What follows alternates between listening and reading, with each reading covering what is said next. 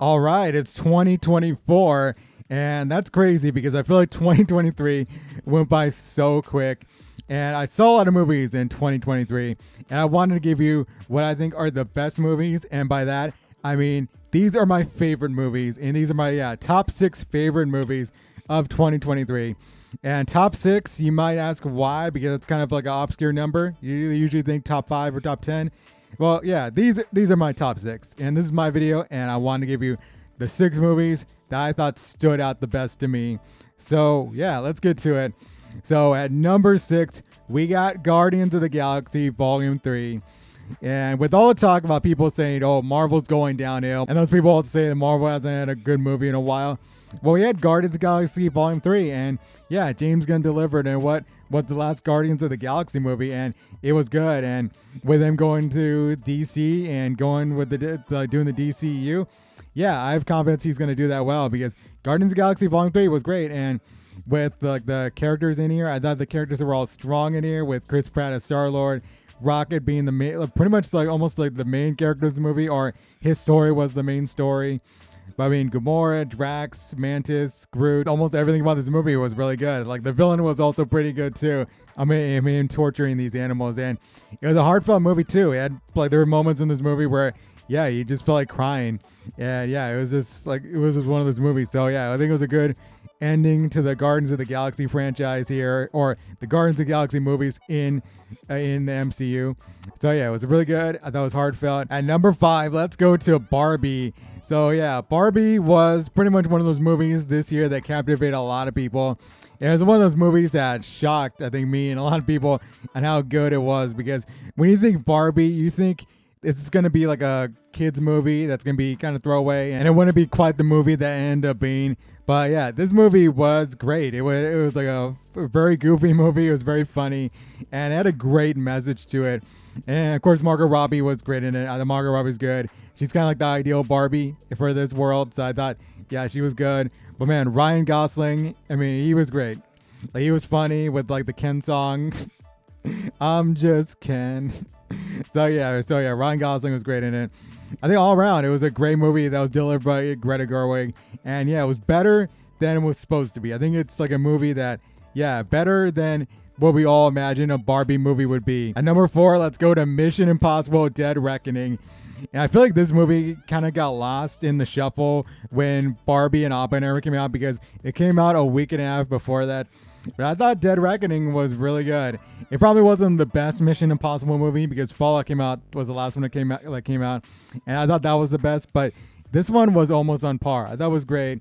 Tom Cruise always great with his stunts. You got Haley Atwell in here, which I thought she was great, and she's pretty much a newcomer to this franchise.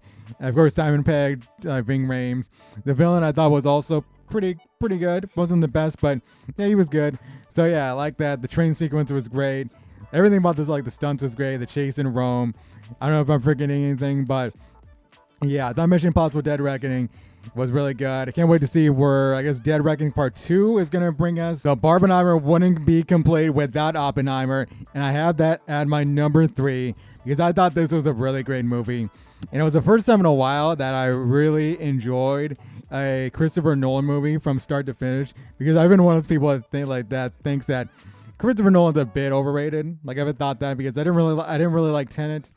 With Interstellar, I thought it was great until the last 20 minutes, and the last 20 minutes just ruined it for me. But with Oppenheimer, I liked it from start to finish. It was like a frantically paced movie, and I thought it delivered. And Cillian Murphy was great. The cast, there's like a big cast of this movie. I thought everyone delivered, even in their small roles. Like, you got Rami Malek and Rami Malek and Casey Affleck in bit roles, and they're like Oscar winners. So yeah, I thought they're like everybody's great. Robert Downey Jr. of course was great in it, and yeah, the whole cast was great. Jordan, Cillian Murphy, and Cillian Murphy in a starring role as Oppenheimer, I thought he was great. Of course, Emily Blunt was great also. Emily Blunt was great. Can't really name everybody though in this movie, but yeah, as far as the whole movie, I thought it was great. And yeah, Oppenheimer, big movie in this year with Barbie, and I thought Oppenheimer really delivered, and I thought it was really great. And number 2, let's go to Godzilla Minus One, and talk about a movie that kind of came out of nowhere, because I don't think anybody had Godzilla Minus One on their radar as a movie that was going to be this great, but it was. And as I said in my review, is this my favorite Godzilla movie, and I said it was one of my favorite movies of the year, and for me, it's my number 2, like my second favorite movie of the year. Like, it was great. Like, everything from Godzilla was great in this movie. I thought Godzilla was like very menacing and very like ferocious. Like, he was just like a Godzilla that was on another level. So yeah, I thought that was great about it. But the main reason I thought this was great was the human story in it, because the human story I thought was just spectacular in this. I think it's like one of the best human stories we've ever had in a Godzilla movie. Like, I've only seen the American Godzilla movies, so that's not a high bar to cross, but with what they had in this movie, I thought they exceeded everything that was in these like latest American movies. And yeah, it was great. All around great movie, from Godzilla to the human story. And yeah, Godzilla -1, if you've not seen it, go see it, because yeah, it's a great movie and I highly recommend it. And number 1 is Spider-Man Across the Spider-Verse.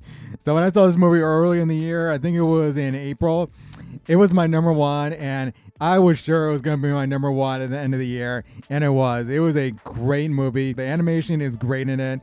I mean, the studio overworked the animators here, so yeah, that's kind of one thing you kind of like take from it, where yeah, that wasn't the best decision, and I'm glad they're gonna give them more time.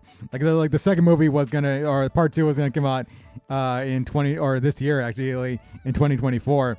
But I think it's pushed back to 2025, and that's a good thing. That's a good thing to give the animators more time, and that give them more efficient hours, more hours where you're not overworking them. But other than that, it was great. I think the animators did a great job with this, and the story was pretty good too. Even though it's not a complete story, I thought it was still great. And yeah, I'm still itching to see what part 2 is. But yeah, everything from Miles, you got Miles' story being really good in here, and even the addition of Gwen's story in this, I thought was really great also. So yeah, the movie opened with Gwen, and I thought that was a great opening. And also with characters like Spider-Man 2099, he was great. Having Peter Parker come in. So yeah, all around, a great animated movie. This has got to be a lock to win best animated picture or best anime movie at the Oscars. I've seen it like 3 times right now, and I want to watch it again. So yeah, it's definitely one of the best anime movies ever made, and my number 1 for this year. So yeah, you give me your picks of the top movies for this year. What was your top 5 or top whatever? Just say what's your best movies, or what's your favorite movies of this year, because this is pretty much my favorite movies of this year. I'm not saying these are the best. I'm just saying these are the 6 movies that were my favorite and stood out the most. So yeah, give me your favorites. You can say Rebel Moon was one of your favorites. I'm not judging. So yeah, go do that. And until next time, I'll see y'all later. Rebel out.